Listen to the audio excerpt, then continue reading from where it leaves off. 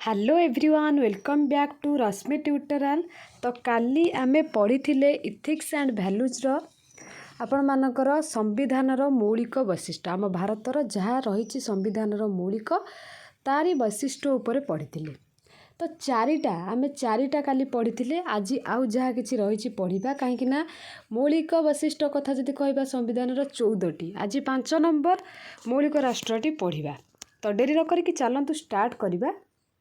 समस्त को रिक्वेस्ट खाता पेन पाखरे रखंतु जोड़ाक इंपोर्टाट पॉइंट लिखिबे सबू तो लिखिबे बट इंपोर्टाट पॉइंट गुड़ाक मन रखिबे कहीं सेगुड़ाक सर्ट क्वेश्चन आपण मानकर आसीबो जेमति कि फिल इन द ब्लैंक्स रे बहुत आसीबो आपण माने एग्जाम देले जानि परिबे केते इंपोर्टाट सेति पई कहूची आपण माने नोट बनांतु ता सहित जोड़ाक इंपोर्टाट पॉइंट कहूची ताकू अंडरलाइन भी करंतु। तो फास्ट होची केंद्रीकृत राष्ट्र संघ।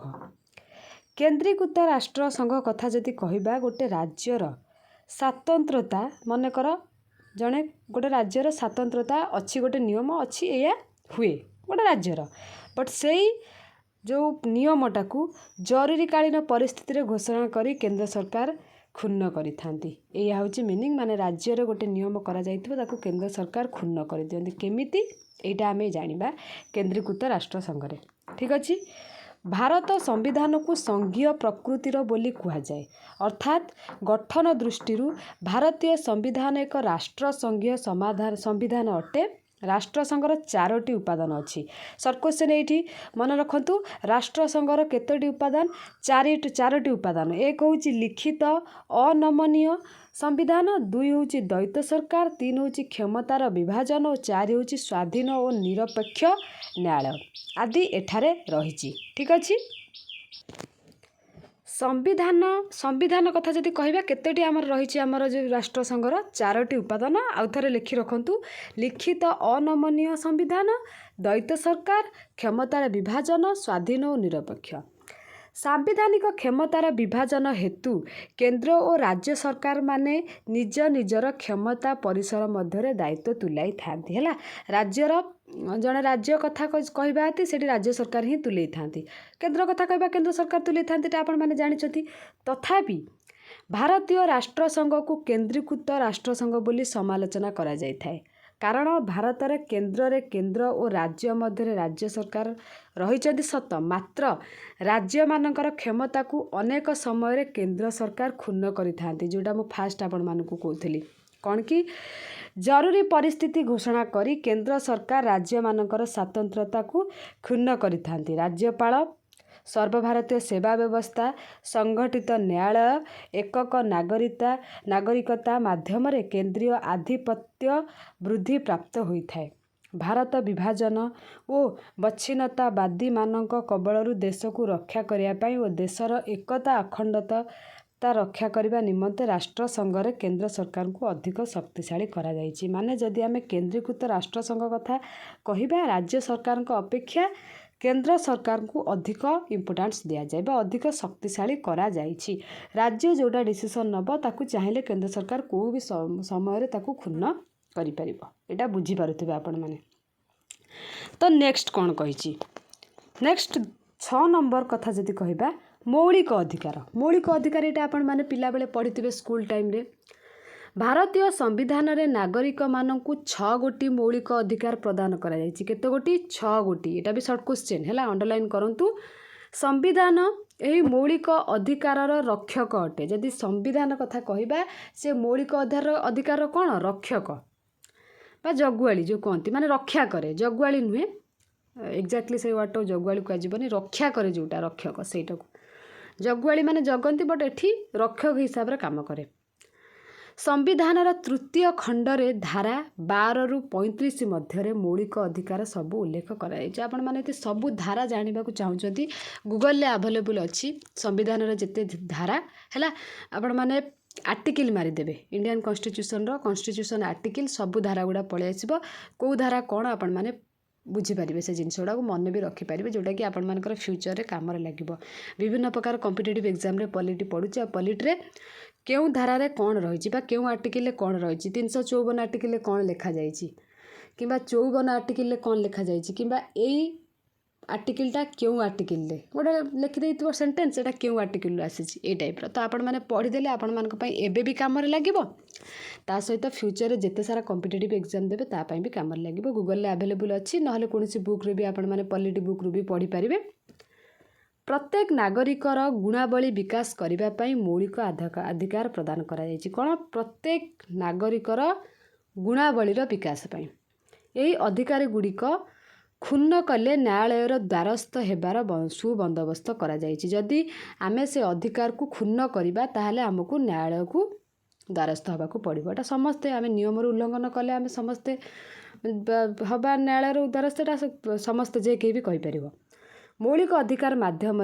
नागरिक माने राजनैतिक स्वाधीनता प्राप्त होता यही अधिकार गुड़ी को 6 भाग में विभक्त कराई मन रखि था आपको अंडरलाइन करके लिखा एगुड़ाक लिखतु कि न लिखतु जब ये 6टा पॉइंट आप लिखी दौन बढ़िया मार्क मिल बुझीपार कि आउ इम्पोर्टाट क हूँ समानता अधिकार समस्त सहित समानता स्वाधीनता अधिकार स्वाधीनता बुझीपारे समस्त स्वाधीन होगा दरकार शोषण विरुद्ध है शोषण करवानी जे शोषण करुव ता विरुद्ध रे आमे लड़वा सेटा गोटे अधिकार धर्मगत स्वाधीनता अधिकार धर्मगत भी बुझीपारे शिक्षागत और सांस्कृतिक अधिकार आ लास्ट सांविधानिक प्रति विधानर अधिकार ये 6टाक पॉइंट को भल से मन रखिए जहाद्वारा आपण मानकर एग्जाम रे लिखिले ना जड़े लेक्चरर जो देखुवे कभी पिलाटा बुझी कि तो पॉइंट गुड़ाक लिखे जहाँले मौलिक अधिकारटा आपण मानकर इम्पोर्टाट बुझीपार नेक्स्ट जीवा नेक्स्ट कही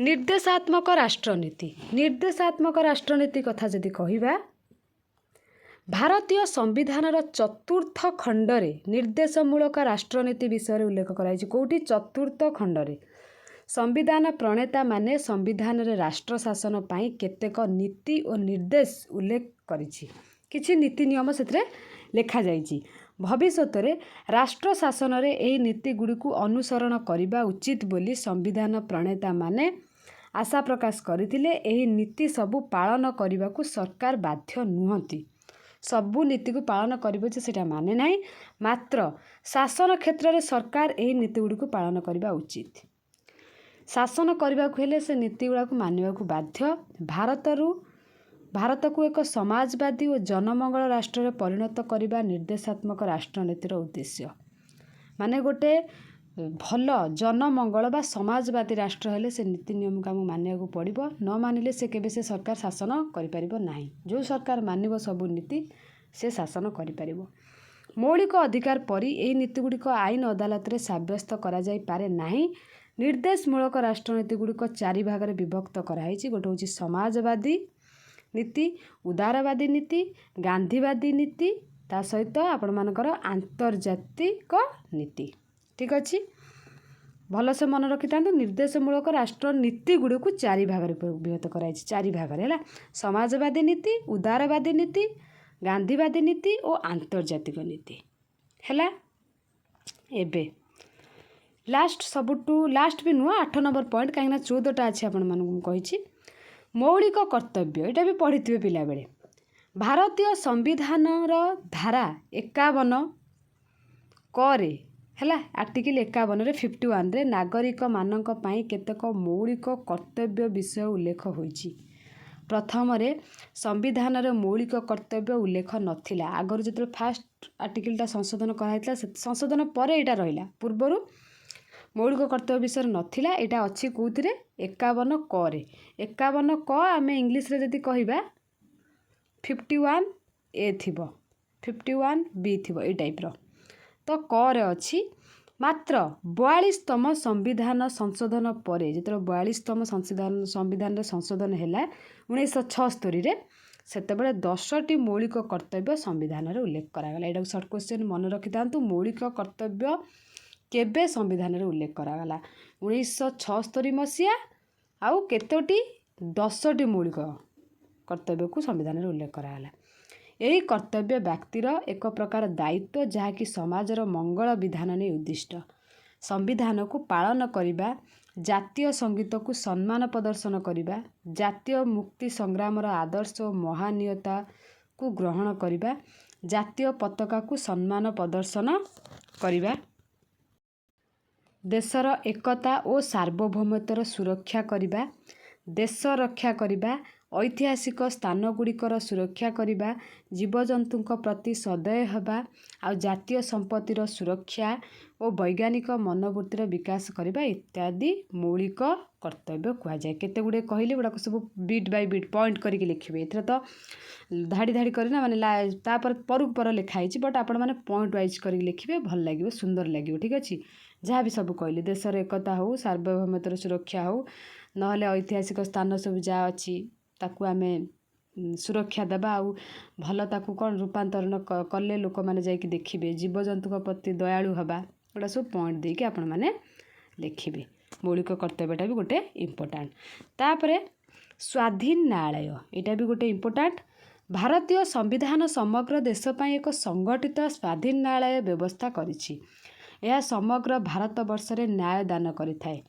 जेतेबेले सर्ट क्वेश्चन आसीबो किए स्वाधीन भारत रे बा समग्र भारत रे न्याय दान करिथाए, जे होउछि स्वाधीन न्यायालय।